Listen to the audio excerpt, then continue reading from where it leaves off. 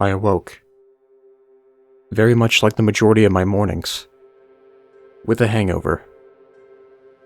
I clutched my forehead and moaned in dizzy agony as I slowly but surely opened my tired eyes. But something was different. In fact, not just something, but many things by the looks of things, or lack of things. Blackness. Utter blackness is what I awoke to, as I tried to fumble for my lamp switch, only to roll on a cold, steel floor. I blinked in the dark, before fumbling in my suit pocket for my cell phone. 10% battery. Damn. I shone it around, to find that I was certainly not in my grubby-as-hell apartment, but in something far, far worse. Don't get me wrong, the apartment I stay in isn't exactly well kept, but the room I awoke in was so devoid of anything, it made it look like a goddamn palace. Black, brown, and God knows what else stained the steel flooring as I stumbled to my feet, shining the light everywhere I could to get a clear view on things. No windows, no light, no vents. Not even a door was in this unpleasant box. 9% battery. Confused, I tried to think back to what had happened the night before. There was drinking, of course. There was gambling. But there was something else. Something sinister, I thought to myself, scratching my brow. Aha! It hit me. I had had a run-in with a debt collector. Being a gambling man, I guess it made sense that I probably owed money to all sorts of people. But I didn't expect someone the size of a bull would stop me outside of the casino after a fruitless few rounds of poker, drag me by the collar, and throw me in a van and drive off God knows where. I guess I fell asleep. Or maybe it was being punched in the face after I heard the door open. 8% battery. I sat down again, waiting for some form of human contact. I had been in these situations before. I knew what was going down. Some clown in a fancy suit was going to come down here, beat me senseless, and throw me outside. Nothing new, I thought. But of course, that would be too easy. Huh? Something was moving outside the box. Something like a vehicle, I thought, still blissfully unaware of what was to come next. What was going on? I thought, as I leaned against the walls. But before I knew it, I felt like I was slowly being pushed forward. I jumped away from it, pointing my phone at the walls. It hit me then. A crushing realization. It wasn't a vehicle that was moving. No. It was the walls themselves. The centers of which had large, red, sickening stains. 7% battery. If there was any way out of this, I needed to find it fast. I felt around the walls as fast as I could, frantically slamming my hands onto the metal walls as I fruitlessly scrambled across the room. I stopped. Paused. Took a breath. The walls were at least 10 meters away from me. I had time. I had time to find a way out. To escape. I was sure of it. Collecting myself, I took a breath before taking back my phone and shone it around once more. 6% battery. Come on, I thought. There has to be something. Anything.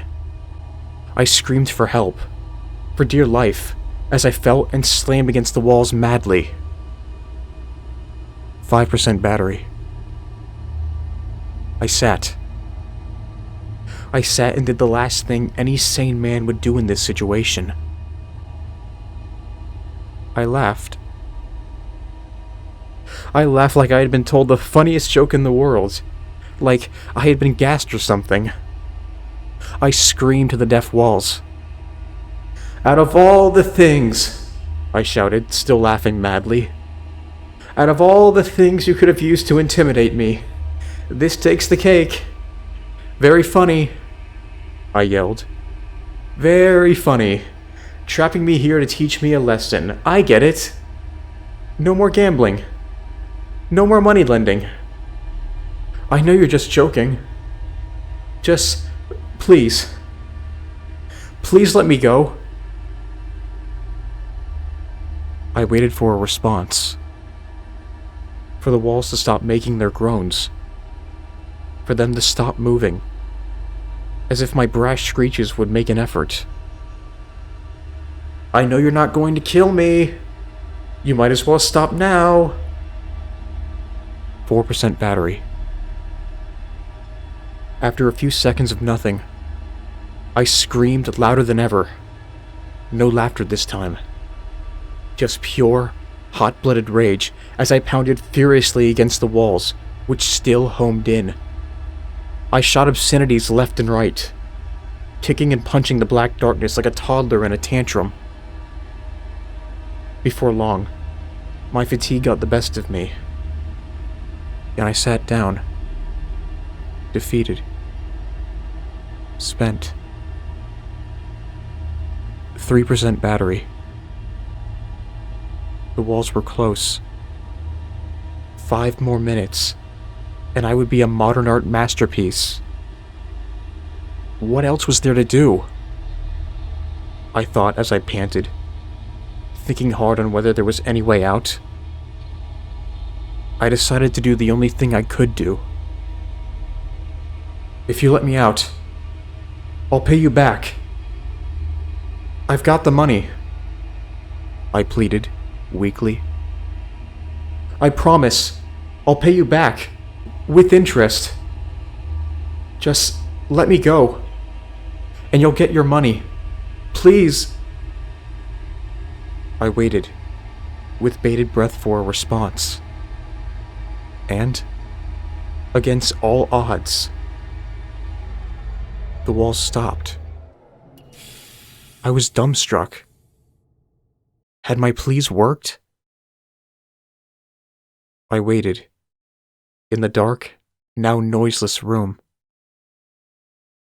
But sure enough, to my utter terror, the whir of the walls came back into motion, as they started to crawl towards me once more. Now over halfway to me. There was no hope for me now. No hope at all. 2% battery. I sobbed. I sobbed, babbling like an infant as tears streamed from my eyes. As memories of my friends, of my life, flashed in my mind. I had so much to live for. Why did it have to be me? I wallowed in my self-pity for a time, before it seemed that the wells of tears had all but dried up. I wiped my sore eyes, before I went back to my phone. I flicked through my contacts, to possibly make a few last-minute texts. Apologies mostly. 1% battery. Ex-girlfriend? Nah. Dad? No. Mom? Yeah, I decided. I wrote a new text to her, and typed some simple last few words. Sorry for being an ass. She'll giggle at that, even if it is a bit morbid. I closed my eyes. I was ready for this. I guess I kind of deserved this. considering how many lives I'd ruined, and how much other people's time I'd wasted. I guess this was a fitting kind of end. And it certainly beat some of the dumb ways some other gamblers went. I waited in the dark box for death to come, for the time to run out.